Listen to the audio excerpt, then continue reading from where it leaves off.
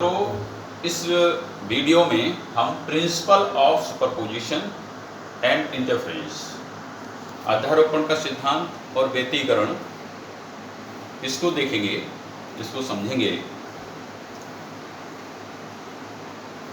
अध्यारोपण का सिद्धांत क्या है, सबसे पहले हम उसको जानते हैं। जब दो या दो से अधिक तरंगें एक साथ एक ही दिशा में चलती हैं, तो उन तरंगों के कारण माध्यम के किसी कण में जो परिणामी विस्थापन होगा, उन तरंगों के कारण उत्पन्न अलग अलग विस्थापनों के सदिश योग के बराबर होता है। जैसे एक तरंग है इस तरह की, जिसका आयाम a है प्लस a,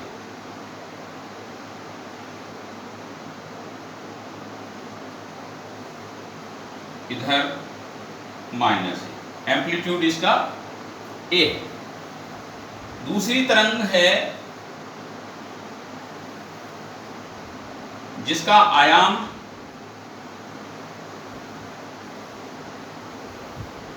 v है,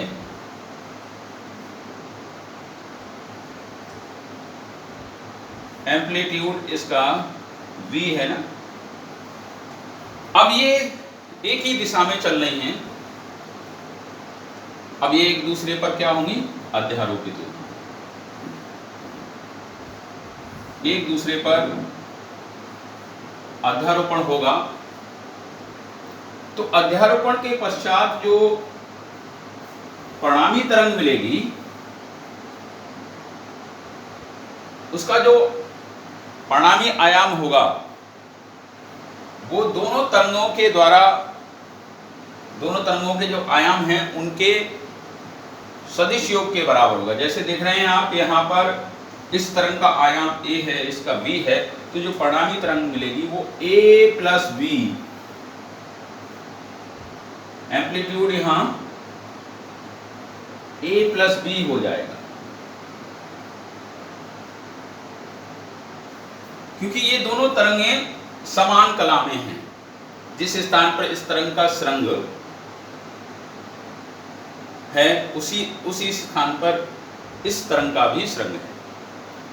जहां गर्त है तो वहां गर्त है, तो इसलिए ये समान कला में, सेम फेज में हैं।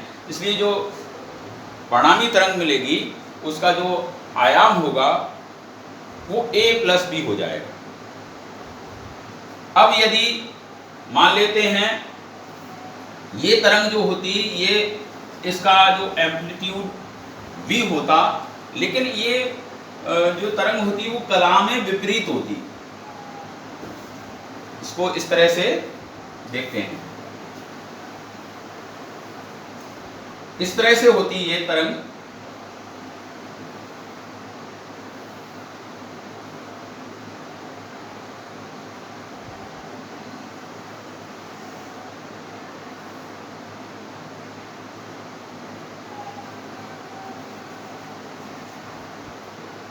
इस तरह से इसको हम बना लें।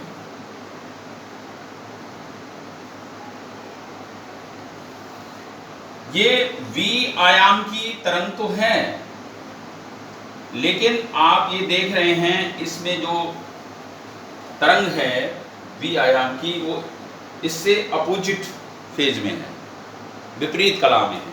तो जो परिणामी तरंग मिलेगी उसका जो आयाम होगा, परिणामी आयाम जो मिलेगा परिणामी तरंग का, वो होगा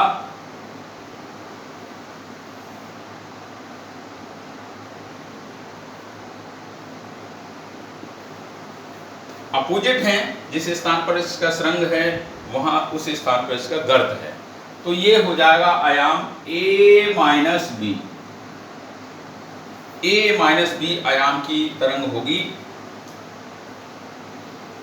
पहले से इसको कम आयाम का छोटा आयाम की बनाते हैं, ये इस तरह से मान लीजिए। a माइनस बी और इधर माइनस a माइनस बी। इसी स्थिति में जो परिणामी तरंग मिलेगी उसका एम्पलीट्यूड a माइनस बी होगा। तो अध्यारोपण का सिद्धांत के आधार पर ये दो तरंगें एक ही दिशा में चल रही हैं, तो उनका जो परिणामी आयाम होगा दोनों तरंगों के आयामों के बीच सदिश योग के बराबर होगा। r is equal to a plus minus B. ये अध्यारोपण का सिद्धांत है। अब हम इंटरफेरेंस को जानेंगे।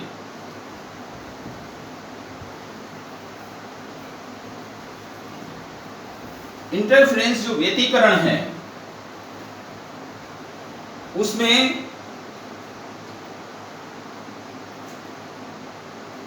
जब बिल्कुल समान आवृत्ति की दो तरंगें एक साथ एक ही दिशा में चलती हैं तो उन तरंगों के कारण माध्यम के किसी बिंदु पर परिणामी तरंग की जो तीव्रता होगी दोनों तरंगों की अलग अलग तीव्रताओं के योग से भिन्न होगी। माध्यम के किसी बिंदु पर जो परिणामी तरंग की तीव्रता होती है वो दोनों तरंगों की अलग अलग तीव्रताओं के योग से अधिक होगी किसी बिंदु पर, और किसी बिंदु पर जो परिणामी तरंग की तीव्रता होगी दोनों तरंगों की अलग अलग तीव्रताओं के योग से कम होगी।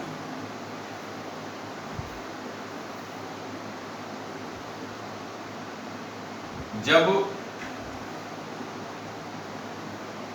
दो बिल्कुल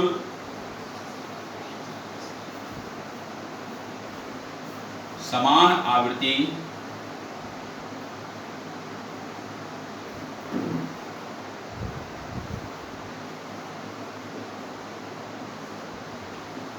की तरंगें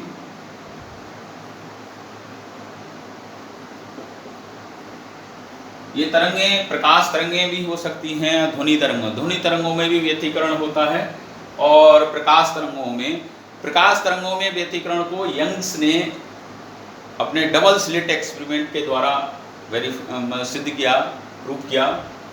और ध्वनि तरंगों में व्यतिकरण के लिए क्यूंके की नली है, उस प्रयोग के द्वारा ध्वनि तरंगों में व्यतिकरण को बताया गया है। तो जब दो बिल्कुल समान आवृत्ति की तरंगें एक साथ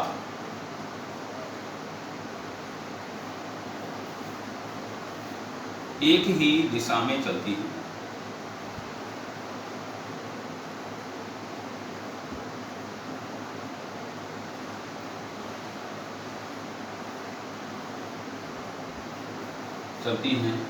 तो उनके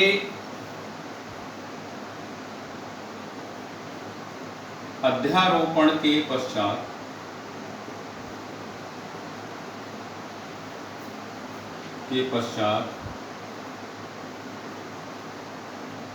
प्राप्त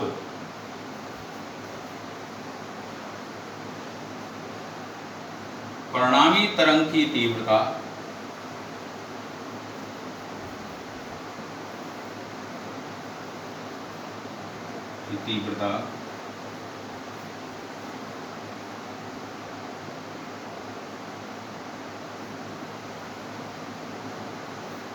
दोनों तरंगों की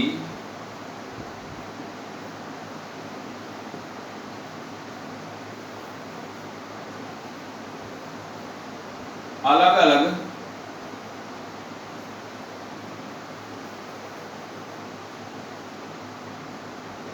तीव्रताओं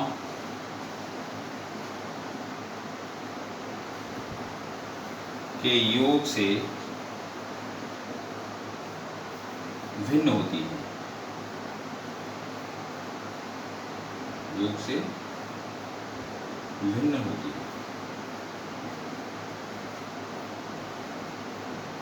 कुछ बिंदुओं पर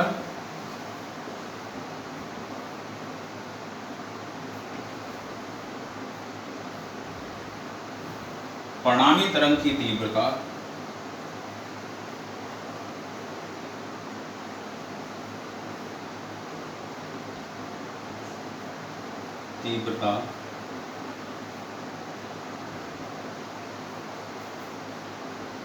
दोनों तरंगों की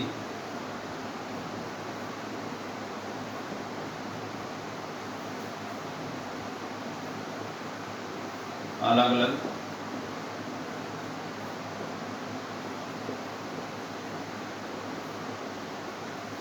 तीव्रताओं के योग से अधिक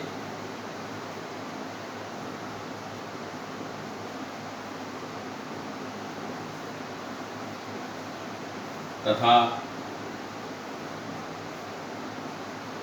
कुछ बिंदुओं पर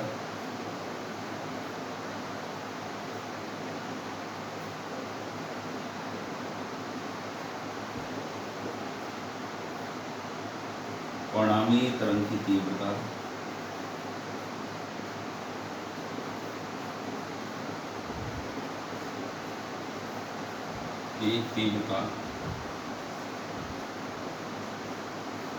दोनों तरंगों की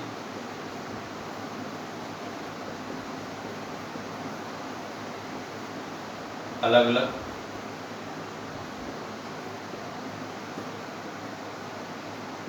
तीव्रताओं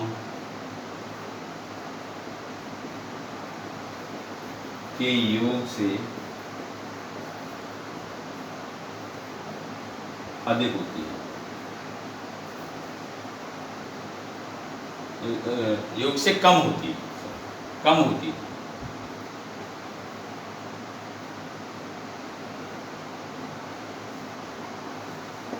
जिन स्थानों पर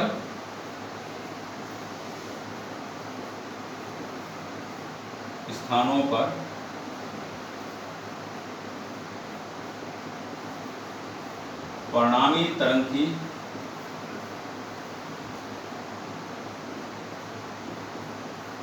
की तीव्रता अधिक होती है, दोनों तरंगों की अलग अलग तीव्रताओं के योग से अधिक होती है, उन स्थानों पर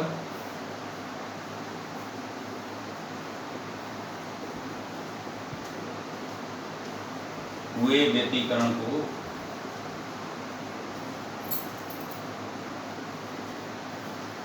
संपोषी व्यतिकरण कहते हैं। व्यतिकरण दो तरह का होता है, संपोषी और विनाशी। संपोषी व्यतिकरण कंस्ट्रक्टिव इंटरफेरेंस,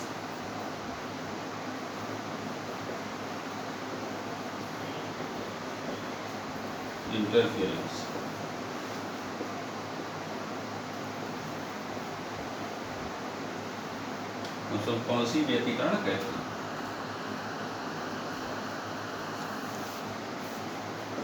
इसके विपरीत जिन स्थानों पर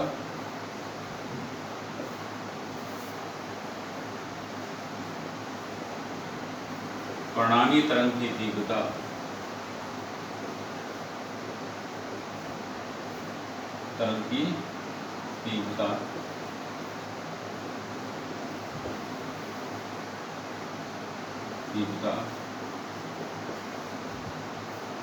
न्यूनतम, यानी दोनों तरंगों की अलग अलग तीव्रताओं के योग से कम, न्यूनतम या शून्य होती है,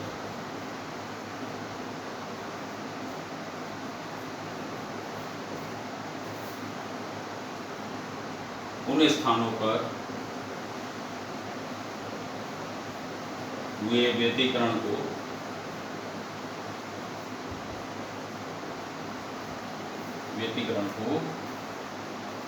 विनाशी व्यतिकरण कहते हैं।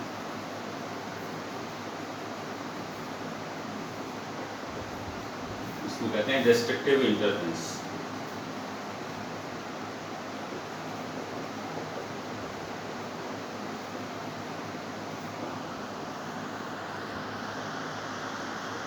कहते हैं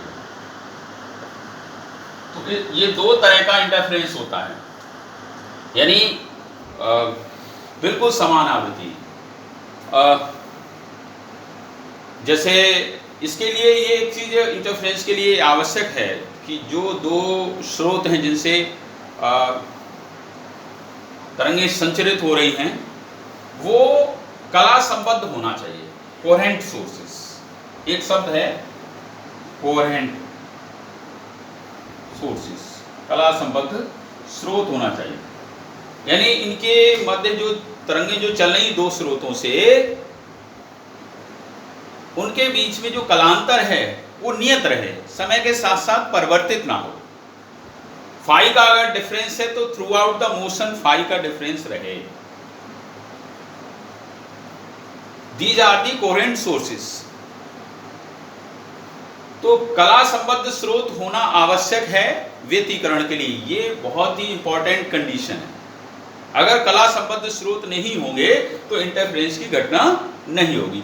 तो दो समान आवृत्ति की तरंगें एक साथ, और अच्छा व्यतिकरण करना है तो आवृत्ति समान होना चाहिए, क्योंकि न्यूनतम तीव्रता वाले स्थानों पर तीव्रता शून्य तभी होगी जब आवृत्ति बिल्कुल समान होगी। तो दो समान आवृत्ति की तरंगें एक साथ एक ही दिशा में चलती हैं तो उनके अध्यारोपण के पश्चात परिणामी तरंग की तीव्रता दोनों तरंगों की अलग अलग तीव्रताओं के योग से भिन्न होती है। कुछ बिंदुओं पर परिणामी तरंग की तीव्रता दोनों तरंगों की अलग अलग तीव्रताओं से के योग से अधिक, और कुछ बिंदुओं पर परिणामी तरंग की तीव्रता दोनों तरंगों की अलग अलग तीव्रताओं के योग से अधिक। जिन स्थानों पर ये तीव्रता दोनों तरंगों की अलग अलग तीव्रताओं के योग से अधिक होती है, मतलब तीव्रता अधिक होती है, उन स्थानों पर हुए व्यतिकरण को संपोषी व्यतिकरण कहते हैं। और इसके विपरीत जिन स्थानों पर परिणामी तरंग की तीव्रता न्यूनतम या शून्य होती है, उन स्थानों पर हुए व्यतिकरण को विनाशी व्यतिकरण कहते हैं। ये आप जब हम मैथमेटिकल एनालिसिस इसका आगे वाले वीडियो में करेंगे तो आपको ये तथ्य समझ में आ जाएगा कि परिणामी तरंग की तीव्रता दोनों तरंगों की अलग अलग तीव्रताओं के योग से अधिक संपोषी व्यतिकरण वाले स्थान पर, कंस्ट्रक्टिव इंटरफेरेंस वाले पॉइंट्स पर, और दोनों तरंगों की जो परिणामी तीव्रता है दोनों तरंगों की अलग अलग तीव्रताओं के योग से कम, ये डिस्ट्रक्टिव इंटरफेरेंस वाले स्थानों पर होगी। ये आपको मैथमेटिकल एनालिसिस जब हम करेंगे तो उसमें आपको ये सारी चीज़ें स्पष्ट हो जाएंगी। हमारे अगले वीडियो में ये सब चीज़ें आपको बताई जाएंगी। तो इंटरफेरेंस अध्यारोपण का ही प्रिंसिपल ऑफ सुपरपोजिशन पर ही का ही भाग है, उसी पर आधारित है। प्रिंसिपल ऑफ सुपरपोजिशन को आपने समझा और उसी का ही आपने, अगर कोहेरेंट सोर्सेज हैं जिनसे दो तरंगें उत्पन्न हो रही हैं, तो उनमें जो घटना होगी वो व्यतिकरण की घटना हो जाएगी। तो अगले वीडियो में हम आपको इसका मैथमेटिकल एनालिसिस इंटरफेरेंस का बताएंगे। इंटरफेरेंस दो तरह का होता है, आपको बताया कंस्ट्रक्टिव और डिस्ट्रक्टिव। धन्यवाद।